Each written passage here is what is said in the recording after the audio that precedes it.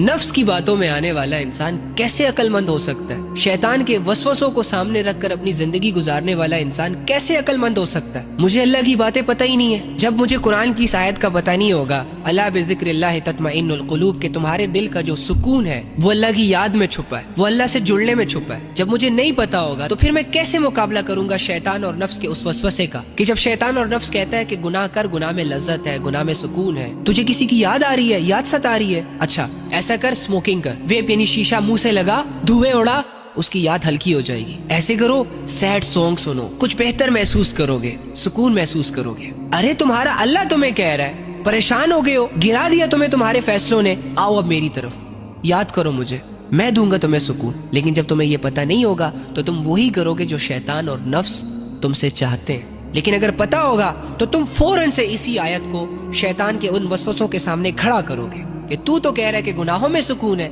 नशों और तमाशों में सुकून है, जबकि रब कह रहा है अला बिज़िक्रिल्लाहि तत्मइन्नुल क़ुलूब, मैं तो अल्लाह की मानूंगा। तो शैतान और नफ्स के वसवसे हार जाएंगे और कुरान पर यकीन करने की बदौलत से तुम जीत जाओगे। तुम इसीलिए हारते हो क्योंकि तुम्हें पता नहीं है कुछ, तुम्हारा यकीन डिस्टर्ब है, तुम्हारा भरोसा डिस्टर्ब है।